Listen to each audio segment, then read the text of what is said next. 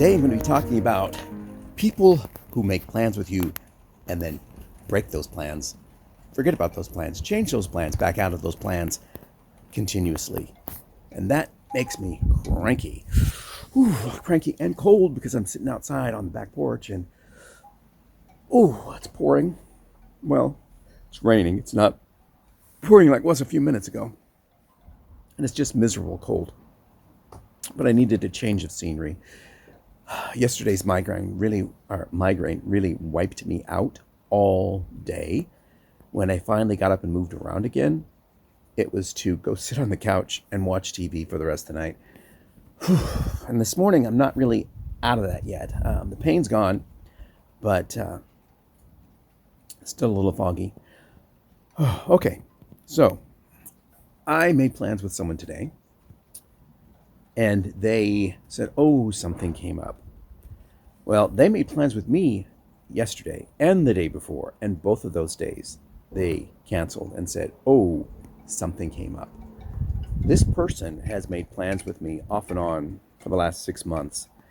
And I think we've only stuck to the plans twice, maybe 3 times, as far as meeting to do something. But it's always...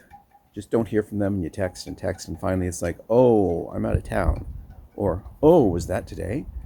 And I don't understand why they reach out to make plans if they're just going to cancel them. It makes me cranky, because when I make plans with someone, I actually set aside the time and plan on following through with it. And if I get a change of heart and want out, I'm going to contact them immediately and say, hey, can we do it here or there because something else is happening, or I don't feel up to it, or I'm sick, or whatever. But just bailing like that at the last minute, it's frustrating for me, and it makes me cranky. And how? Wow, this is going to be a short video, isn't it? That's about all I have to do to gripe about today, other than the weather, which I'm going to gripe about every day until it gets warm again. My younger sister posted a picture of her front yard today. She lives in way eastern Oregon along the Idaho border. And she goes, it snowed for the first time today. And I saw that picture and I wanted to scream. I wanted to say, get out while you can. I am not the person that would ever want to live in a cold climate where there's snow and ice. It's bad enough that it gets cold and snows maybe a day or 2 out of the year here. But financially, I'm stuck here. I have roots in property, and I just couldn't duplicate this somewhere else in a warmer climate for the price that I'm paying now. Trust me, I've looked. Palm Springs, that's promising. But the prices for a place down there are as much or more than they are here. And I don't think I want to live there in the summer. It's just too hot. Now, Los Angeles, I've never spent any real time there, but it's always been appealing to me. Who knows? I might go there and think it's terrible and want to get out immediately. I know there's a lot of traffic and there's a lot of congestion and there's smog, not as much as there used to be. And it's not cheap either. So I don't think that's really the right solution. If I could find a smaller town than Los Angeles, maybe on the outskirts of LA, between LA and Palm Springs or something, that was warm year-round, but wasn't 114 degrees for a month out of the year, that would be good. It would also have to be gay-friendly. I want to be able to go socialize with other gay men and not have to drive an hour to get there. So I'd have to have something local. I mean, in Portland, there are several places you can go. The one I go to is the Eagle, and it is older than the other bars as far as the clientele. It's more of I think it's billed as a leather Levi bear bar, but it's pretty much just a bear bar. You get people who aren't bears that go in, but most of them it's bears and a lot of daddies. It's a daddy bar. So if you're younger and you're into daddies, or you're older and you're into daddies, you want to visit the Portland Eagle because it is daddy central all the time. I think the only people who aren't daddies that I've seen there are the bartenders, and even one of those you might call him a daddy. He's in his, I think he's 50 something now, so, and he kind of looks like a daddy, so we'll call him a daddy as well. He's one of the younger daddies. Recap of my week. Oh, okay. Well, I went to the gym, and I noticed that several of the, what do they call them? The hooks or the little brackets that you put your lock through when you lock your lock. Several of them have been cut and twisted. And I went down the aisle of lockers and I started looking, and a lot of them have crimp marks, like someone started to cut them and they didn't cut all the way through, so they just left imprints, and then they went on to something else and cut it.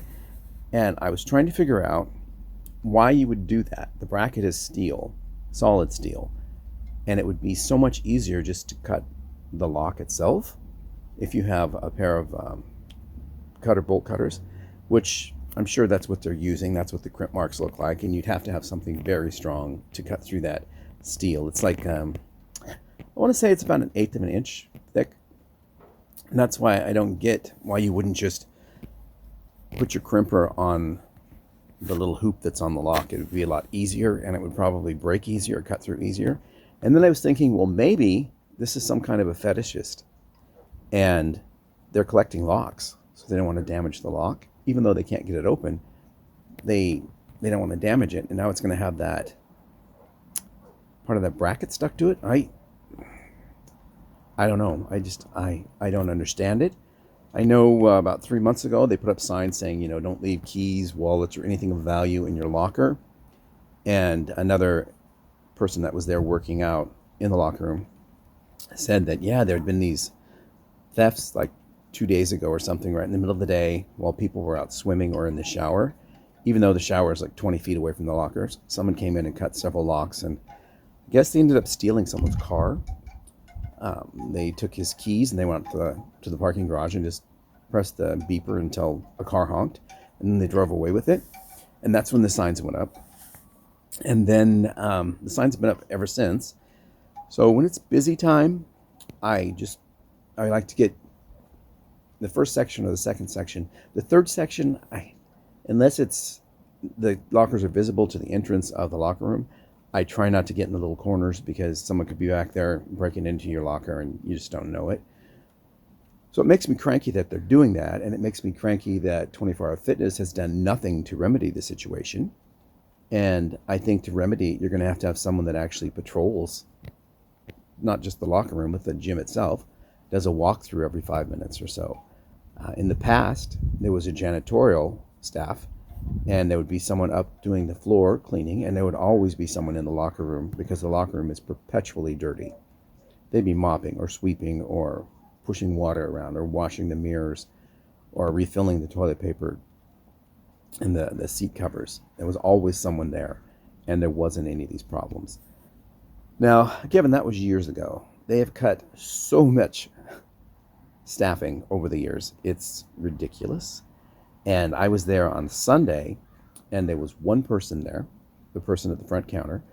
So there was no one up in the training area. There were some trainers on the floor, but they're like freelancers. They aren't club owners. They don't work at the club, as far as they're not the club employees who are going to go clean something up or go handle a situation.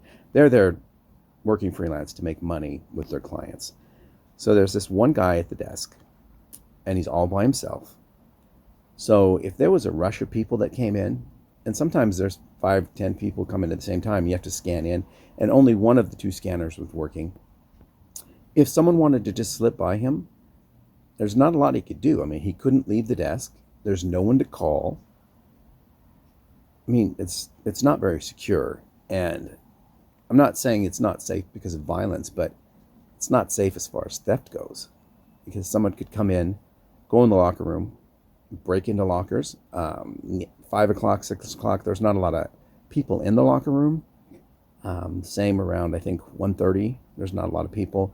And then in the evenings, I'm guessing that's when these are taking place as the crimes. Because I think after like 6, it closes at 8:30 on weekends and 9:30 on weekdays. The locker rooms are pretty empty because the gym is filled with young people, as in high school people.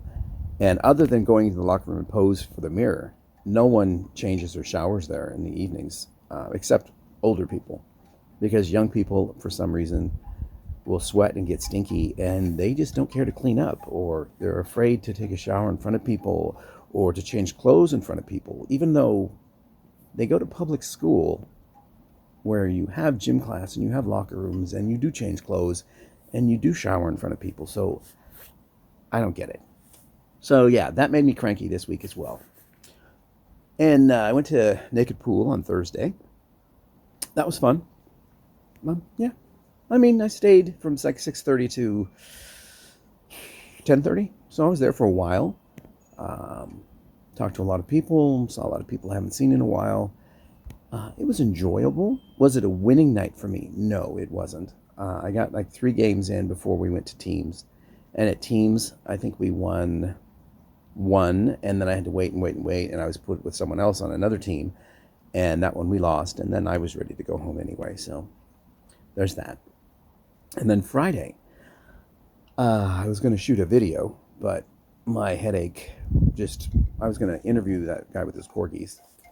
That was the plan, but he had an interview going on, so he couldn't do it, which was fine because, like I said, I get my migraine days mixed up. That was Friday.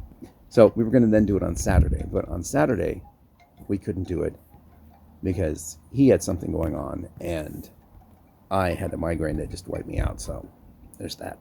And then today, I thought we could do it today, but he said he was under the weather this morning. I wanted to do it about 11. I don't know. I would like to. We have to do it outside. He's going to bring his dogs, and it needs to be an outdoor situation. I have a dog here. I'm not going to have his dogs come in because they just bark continuously around my dog, and that wouldn't be a very good video now, would it? So if we do it at a location, we tried a coffee house in Portland. We have several areas during COVID. They put street seating out where they built canopy covers and benches and things, and we were going to use one of those, and I scouted the area the other day, and it was all torn up. And I went to another one, and they were all pulled and gone. And I went to another one, all the furniture was out of it. I think that people are shutting them down and tearing them down for the winter, as the city charges them every month to rent that space. And it's going to be too cold soon to be eating outside, even with heat lamps, especially in Portland, because it gets windy and rainy, and unless it is totally closed off and wrapped around like a little house, it's miserable to sit outside. I mean, I'm doing it now, and I'm cold, but I'm also undercover. I'm wearing a t-shirt, a sweatshirt, and a jacket. But I don't know if you can see that. I can see my breath today. It's about 43 degrees, 44 degrees. And yeah, that's what's going on, and that's why I was cranky today. That's all I got for you. So I will see you again tomorrow, which is going to be Monday, right? Someone told me Thanksgiving was this week, but I looked on the calendar and it's next week. All right. This is Cranky Old Gay Guy saying, please like, share, comment, subscribe, tell all your friends. And yeah, thank you for watching. Bye-bye.